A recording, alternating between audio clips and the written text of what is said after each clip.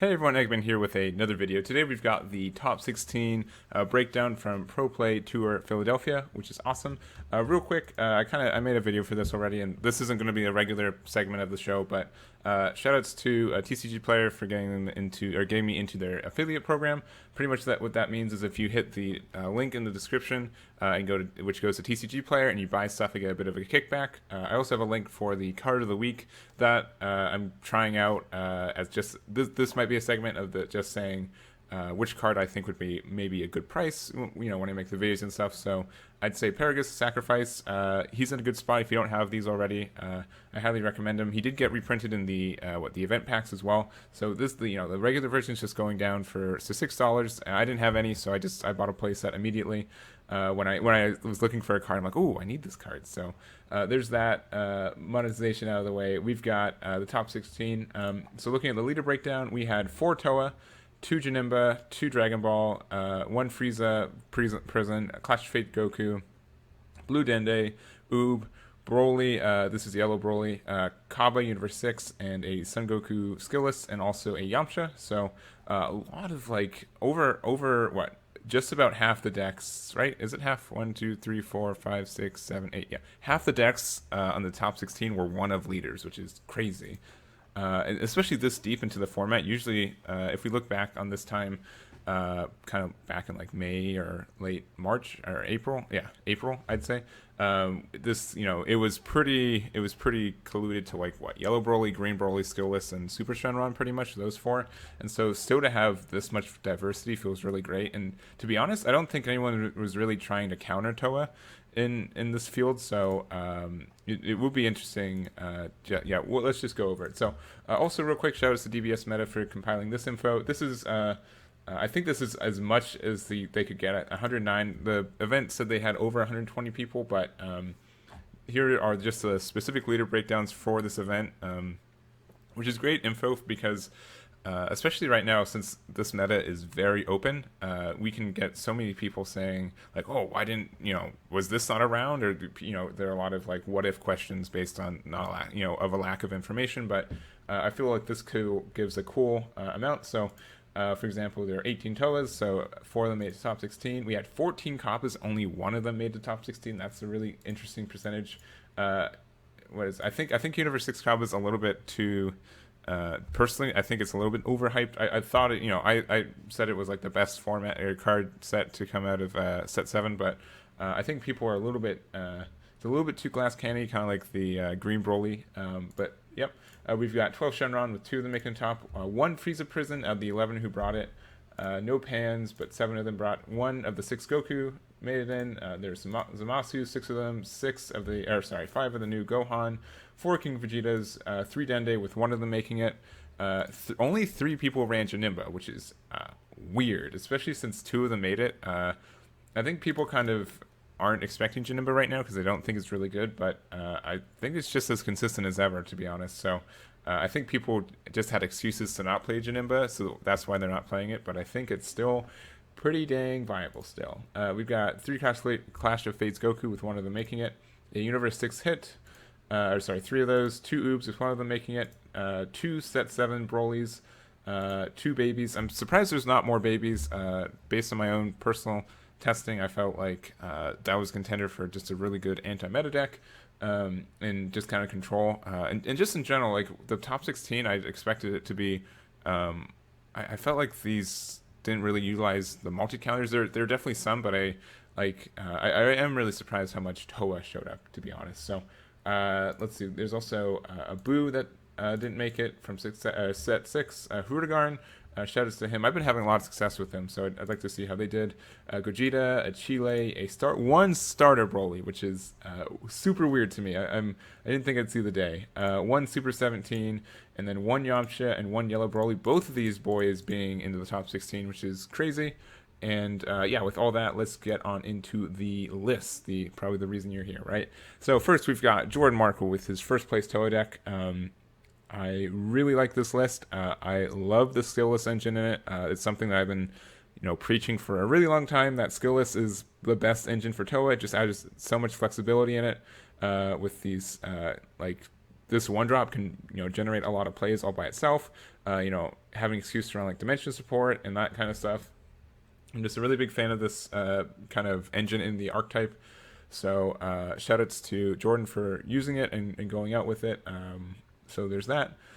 In the side, nothing too crazy though.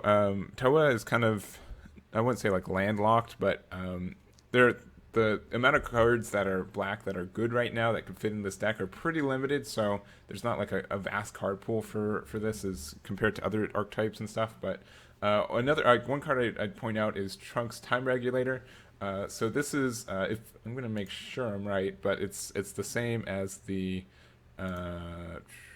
Trunks Time Regulator. There we go. So so it's an Overwhelm 3. When you play this card using Overwhelm, draw 2, then choose one card in your hand, set it to your warp.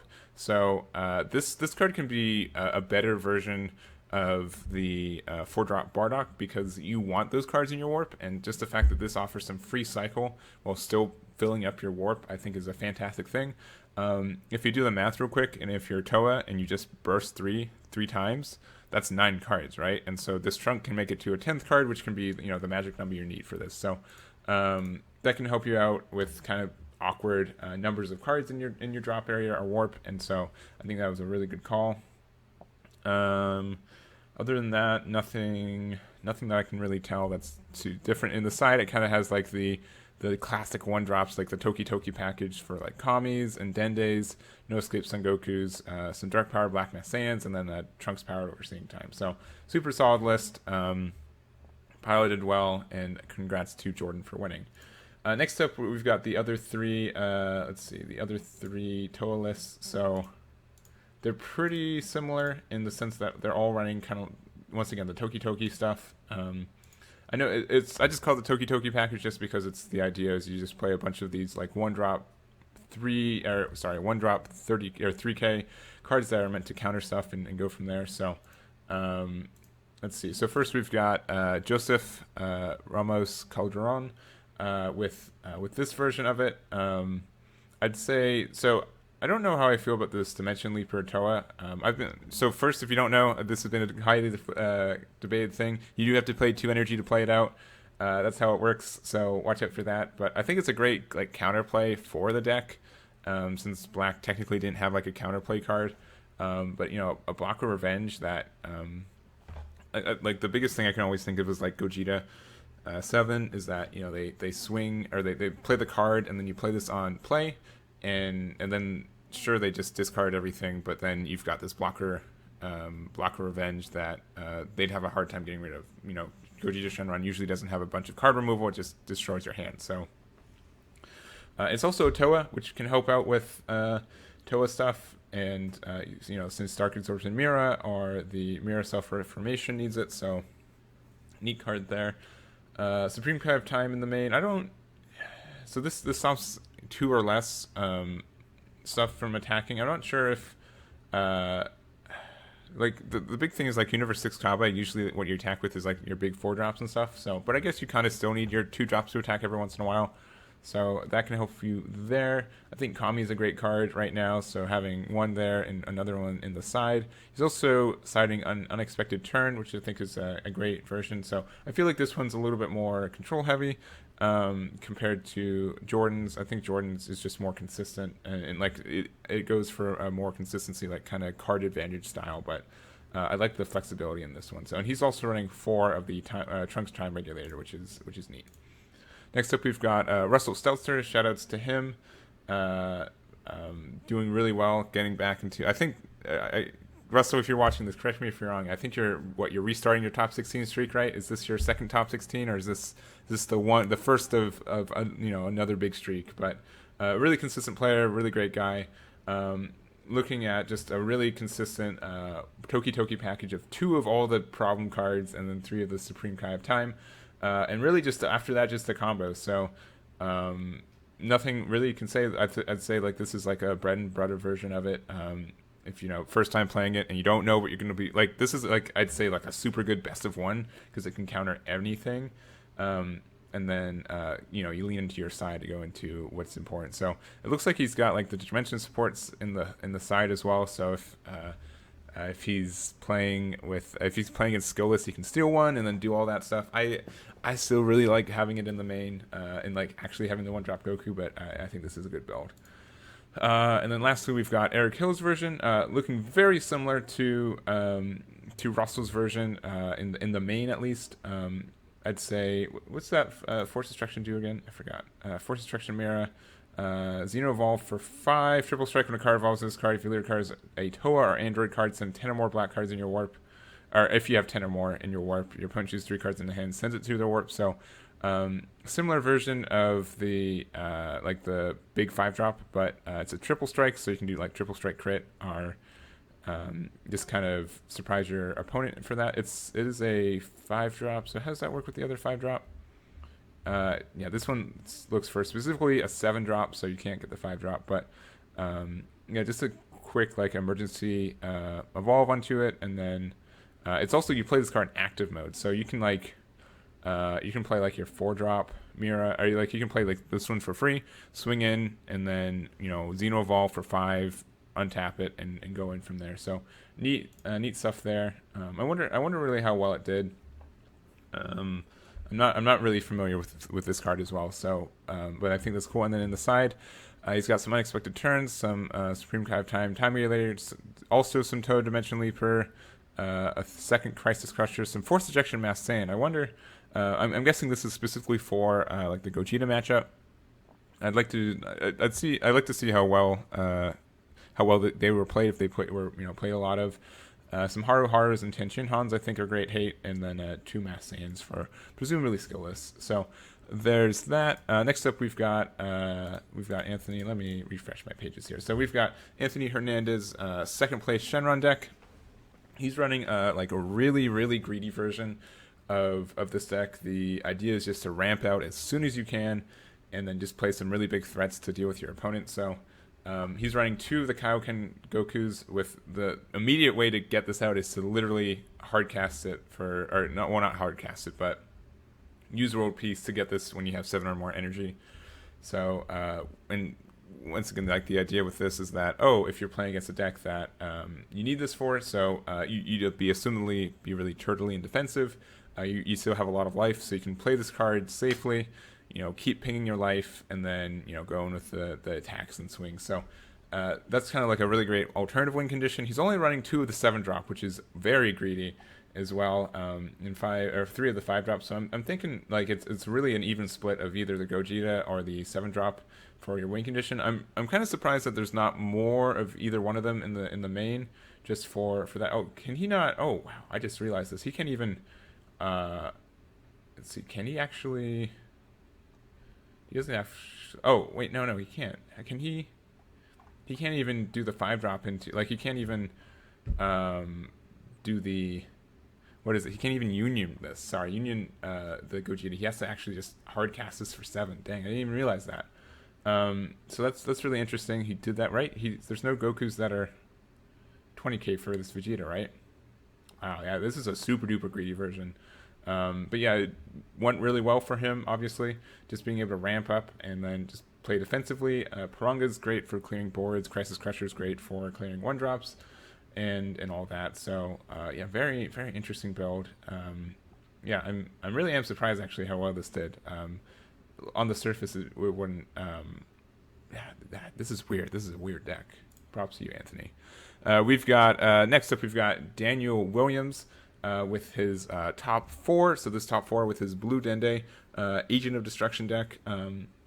Oh yeah, Ed's back, baby. So pretty much the way that this deck works is that instead of using Child's Wish to get the 3-drop Boo out and then evolving from there, we got this new 2-drop Impotence Cannon Majin Buu, which you can also let me read this, make sure I get it right. So Innocence Cannon Majin Buu, counterattack if your leader is an evil.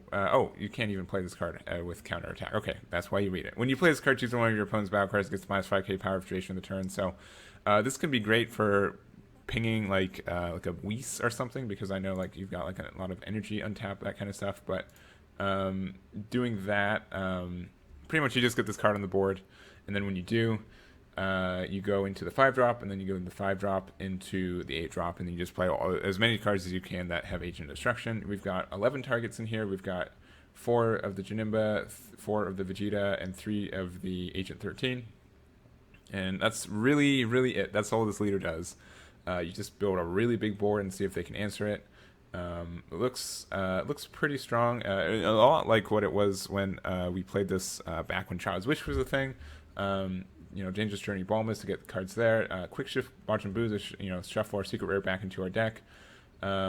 Even split between the Gotenks and the Great Saiyaman. Let's see. I think that's really it. Just seems really consistent. 3 assembling the squad. I'm actually surprised there's not 4 of these, because I think that this would be like a really important piece of the puzzle, but I guess it's not. And that's really it. It's not much different than it was back a couple months ago. Just once again using this new 2-drop and assembling the squad instead of the 3-drop and the Child's Wish. So in the side, they've got Dimension Magics, No Escape Son Gokus. That's a weird card to have 4 of. I wonder what they're worried with there. 3 of the Supreme Kai of Time, and then also 4 Tien Shinhan Returning Fire. So I could see this Tien Shinhan being really important for that. And Supreme Kai of Time, if they're playing like a really aggressive deck, you can just, it's kind of like a Nimbus without having to run yellow. So props to Daniel, and really, really cool to see this deck kind of make a comeback. So next up, we've got 2 Janemba players who went into top 4. This is Andrew Dovel's version. I think this is of the 2. This is definitely my favorite version because I think blue-yellow is the 100% way to go with this deck. And I'm actually surprised that he wasn't running those Bojacks, the counterattack Bojacks in here. I think that would be a wonderful addition, while also like adding a little bit to the mill strategy. But outside of that, I think this is super solid. Helps with the deck. These Frostedly Poisons can shut down so much stuff in this game. And it's not uncommon for you to have 4 energy open or 3 energy open. So I think this is fantastic.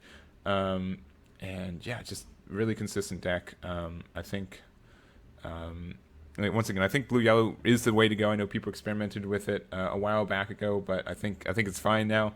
I think people should try it out. Really surprised the 3-drop Bojack's not in here. But it's nice to see that Champo the Trickster's in the side. We've got our Undying Spirits and Gohan, which is, I think, fantastic for just really stalling out the game. It's active as soon as you get to turn 2. And the biggest thing about this leader is that it can win the game all by itself just by attacking and milling. And so if you just need to have 2 energy open every turn, this is one of the best leaders for it. So that's why I like having these Undying Spirits and Gohans. And I'm actually really surprised there's not any Is That All You Got? The 2-drop kind of preemptive strike card. So but seems solid, and I'm happy to see it do so well. So and then we've also got Nick Brady's version, which is almost it's pretty similar to what we've been seeing forever. Notable inclusions are the 1-drops Supreme Kai of Time Regulator, and which can also be found with Toki Toki. So you can get this out as a blocker for free, and then you get to draw a card. And also 2 Your Wide Opens. I think this card's fantastic, as I've already said. 2 more on the side. 2 Goten's Family of Justice. 2 Unexpected Turns. Dark Power, Black Mass Saint, Supreme Kai of Time, Heavenly Wizards, Mercenary Tau, and Time Rotoa. So I actually would think, Mercenary Tau I think should be a 3 of in this, just because there's so many, hand destruction can be such a bane for this deck. So, but yeah, once again, nice job to Nick. And and also this 1-drop Mr. Boo. That's another card to think about. But there's that. Next up, we've got let's see, Jovan Marrero. Let's see, is that right? No. Sorry, this is William Hawks. Sorry, he's the Yamcha player. But we've got William Hawks. Red Green Son Goku Clash of Fates. So this is the kind of deck that I was more leaning towards being very meta relevant. Just having access to these multi counters, I think, helps the deck so much. I think there are a lot of decks that if you resolve 1 or 2 of these, you just really stun them a lot. And Son Goku can just he gains a lot of value all by himself, and just the fact that he's puts a lot of pressure, and on the Awakened side, his double strike, and he offers so much cycle.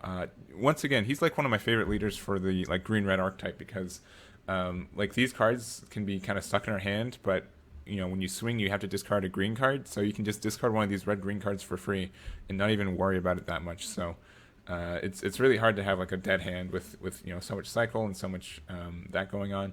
We also have the Super Saiyan Broly Unforeseen Force, which is great for like cleaning up some stuff we don't need, and also more cycle because you draw 2, discard 1. This 2-drop Broly is fine. This 1-drop Raditz, I'm almost. You can almost run like the 1-drop Broly because you're also running this 8-drop Secret Rare, so I could see this could be like one of our win conditions.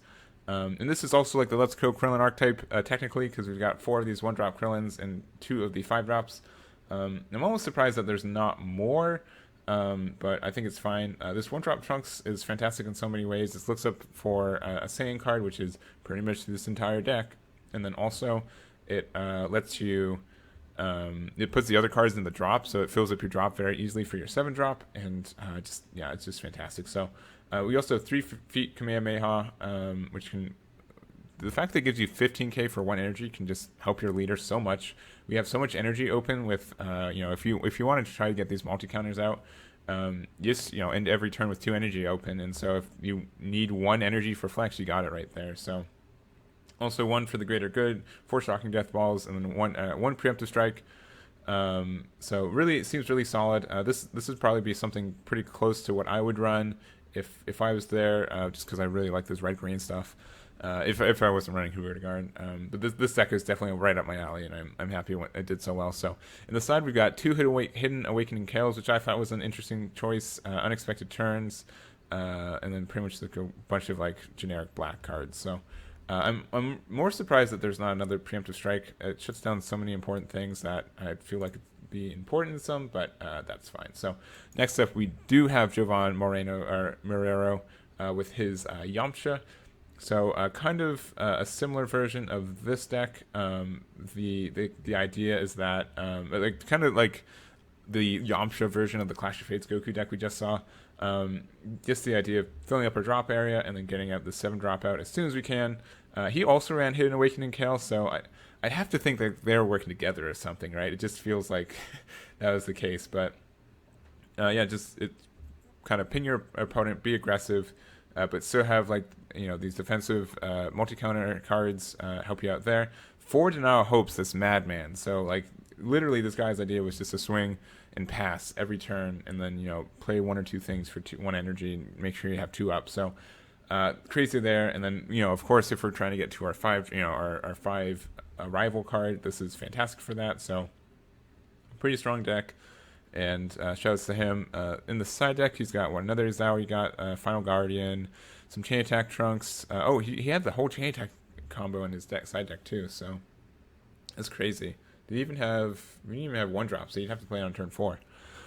Some Zenos, and all that. So cool deck. Happy it went well, and shoutouts to him. And we've got Benjamin Colena's Frieza Prison, the one to escape the top 16 bubble. So this version is pretty similar to what has been going around. Just the idea that this Kaioken can just be this great finishing win condition by himself. Like I will say so in my opinion, I feel like he has a mix of, you have to build the deck around him. You can't just splash him in like, the Anniversary Box Fu.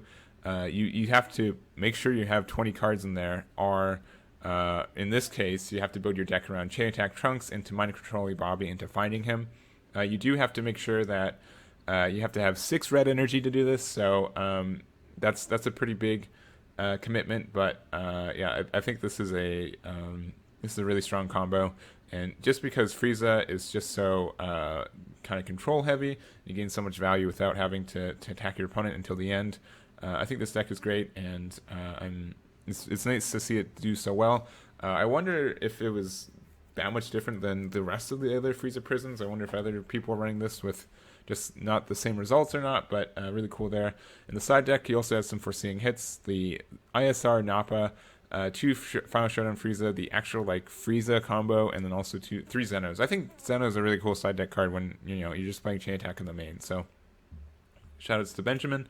Next up, we've got Miguel Quakira. Miguel C. Sorry, man, I can't. I'm fumbling all my words today. So we've got Oob. So this is a really cool deck. This is pretty much the whole when the War Martial Arts tournament Power Booster came out, I thought like UI War Martial Arts was going to be really oppressive. I'm glad that it's not, but he's running this combo, and I almost feel like this combo, the 5-drop combo and the 7-drop, is kind of like an alternative win condition, not the main condition. So he's running like all the Power Booster cards with the idea of getting both Hercule and Pans out, and then if he needs to go into the UI combo, he has that option, but it doesn't look like it's a priority.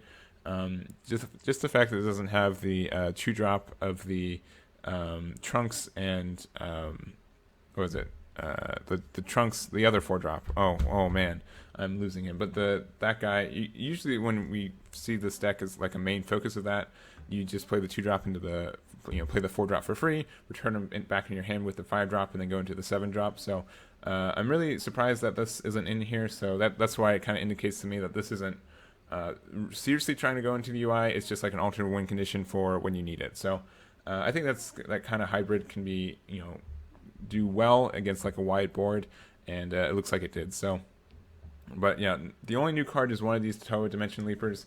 In the side, we've got Mafuba, 2 Son Goku striving to do the best, 2 Year Wide Opens, God Strike, 2 Dark Power Black Mass Saiyans, 2 Kamis, another Toa, 2 Crisis Crusher, and 4 Tian Shan Han Returning Fire. So, yeah, I can see how this, like, obviously I can see how this could just generate a lot of value and be really impressive. So, we've got that one.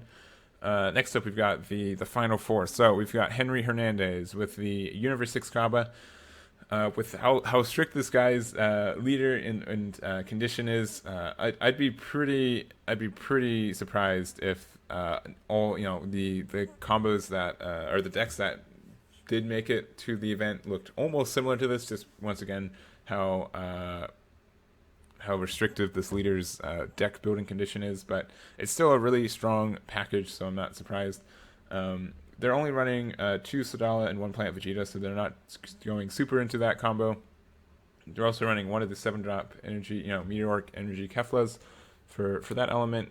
Some Champas in the main too, so looks like this is trying to be aggressive, but has potential to go like on the back foot. Especially if you look on the side, we've got some Flying Nimbus, some Kaba the Revokers, some unexpected turns, the Meteoric Energy Kefla, the Vegeta Kaba, and Frost Deadly Poison. So all of this tells me that if it's going against a deck that it knows that it can't value out on the kind of early aggression, then it's going to be using like energy control and kind of do like a mid-range version. So I think that's cool. I bet having this extra package in the side won a bunch of the tricky matchups to make it into the top 16, and I think a hybrid build like this can probably go really far. So congrats to Henry. Next up, we've got let's see. All right, Brandon with the only skillless. And he's running the yellow version, so like with like the only Mutaito at the event, which is surprising.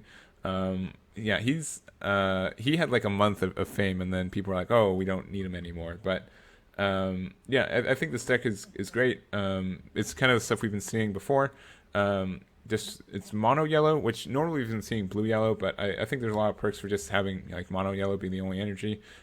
Being able to run these Fearless Assault Krillins without having to worry about your energy is great.